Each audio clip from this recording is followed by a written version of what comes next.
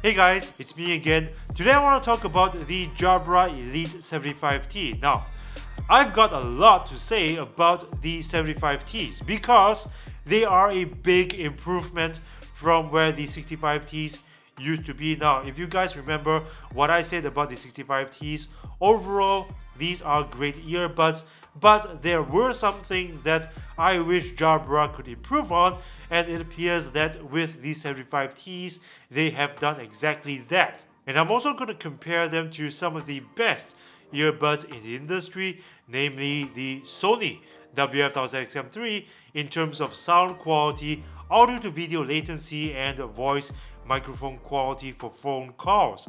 Now, this is going to be very interesting because the Sony's just received a software update which improved its voice microphone quality. So I'm excited to see how they stack up to the Jabras in that area. So you've got a little box inside the box, and inside this little box you've got, some extra ear tips and a USB type A to USB-C cable and some literature. And we've got the case. Now the case feels a lot smaller than the Elite 65T's case. Side-by-side comparison. See, much smaller than the Elite 65T's case. And these are the earbuds. Now, Jabra says that these earbuds are around 20% smaller than the 65Ts. And if we do a side-by-side comparison, yeah, it does seem like a big size reduction, possibly 20%. Not only are they smaller, they've also got a better set of features than the 65Ts, like USB-C charging and almost double the battery life of the 65Ts. With the 75Ts, you've got up to 28 hours in total with 7.5 hours of battery life in the earbuds themselves. The 65Ts, up to 5 hours in the earbuds and an extra 10 hours of battery in the case. Total 15 hours. So big improvement in terms of specs, and that's not including some other quality of life improvements like magnetic contacts in the case so that the earbuds do not fall out of the case easily when you tip them. Now, though the 75Ts are supposed to be this big upgrade over the 65Ts, they've both got some similarities, like they both have the same IP rating of IP55, water and dust resistance, and they both can be synced to the same Jabra Sound Plus app. The app allows you to really personalize your earbuds, like you can customize the way you want your earbuds to sound using a graphic equalizer, or if you don't know how to work the graphic equalizer, there are also presets that you can play around with, so it's very simple. And you can also perform over-the-air software updates. These also have the same hear through mode, which is basically ambient sound pass-through. So if you press the button on the left earbud, you can let in ambient sound so that you can hear outside of the earbuds to maintain awareness of your surroundings. But whichever way you look at it, overall it's still a huge upgrade over the previous model. Now, I'm going to test its sound quality right now. I'm quite curious to find out how it stacks up to the Sony WF-1000XM3 in terms of sound quality.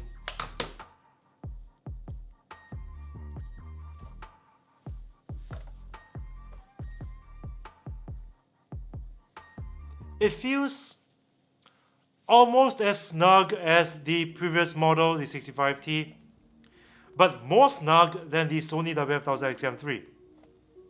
Interesting. Okay, sound quality test.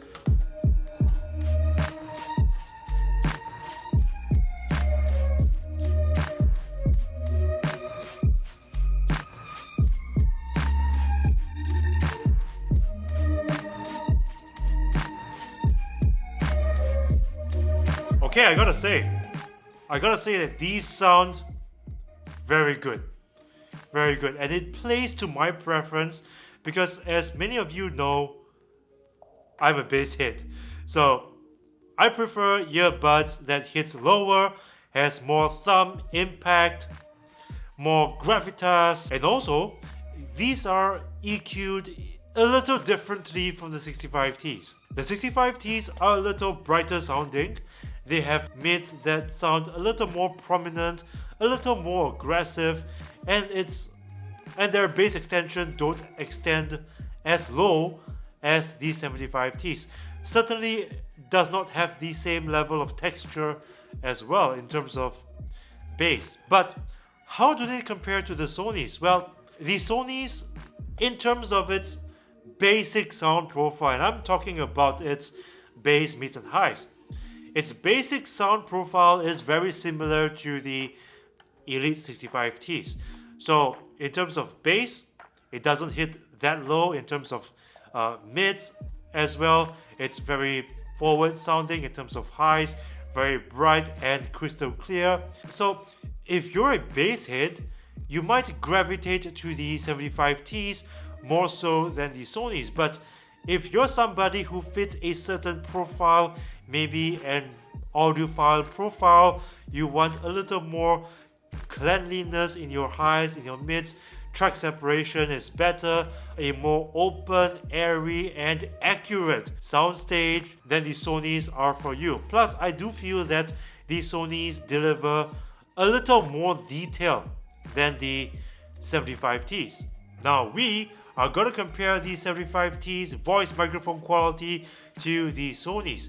Will the 75Ts come out on top, or will the Sonys, with its improved voice microphone quality after its most recent software update, beat the Jabras? We'll see about that. As usual, I'm going to play some really loud cafe style background noise, and I'm going to record a voice memo on my iPhone, and then we'll see. First, the Jabras. Background noise, Jabras, record.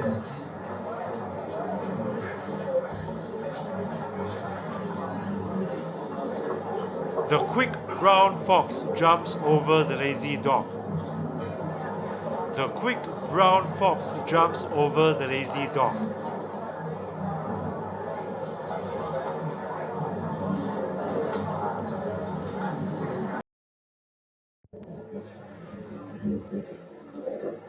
The quick brown fox jumps over the lazy dog.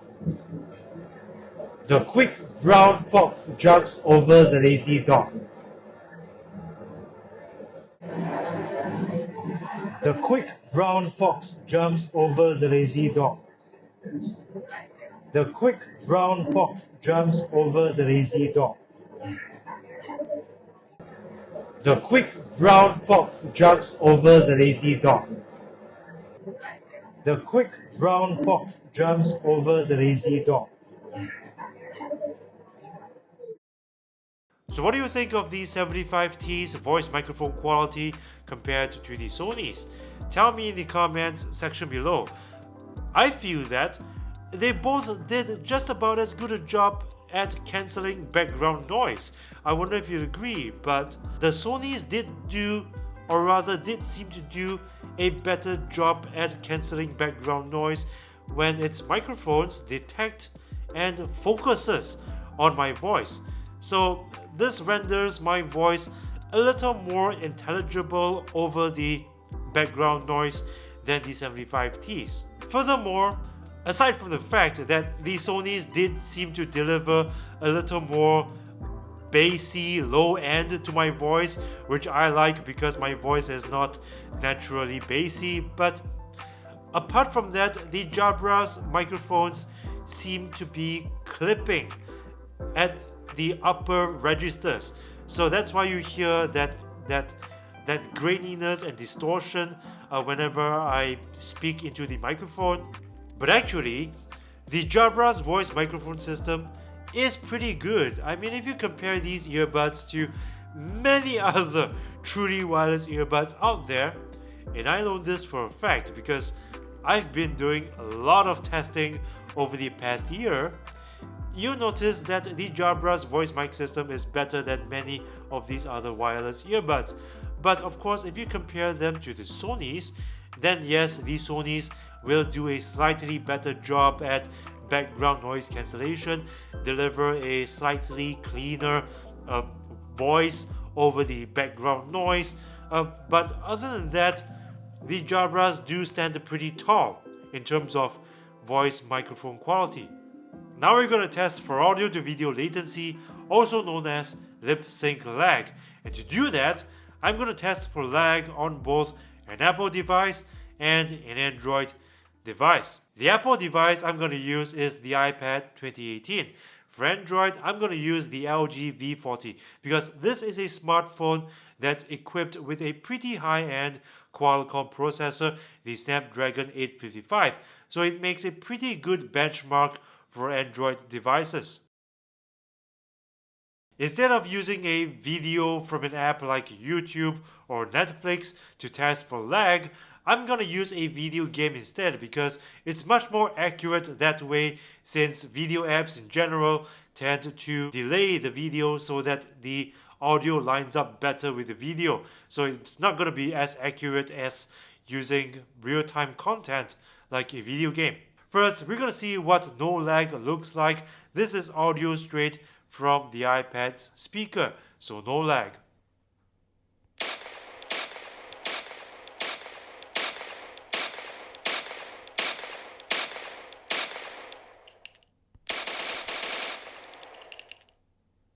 Now the Jabras, then the Sonys on the iPad, and then we'll test for lag on the Android device.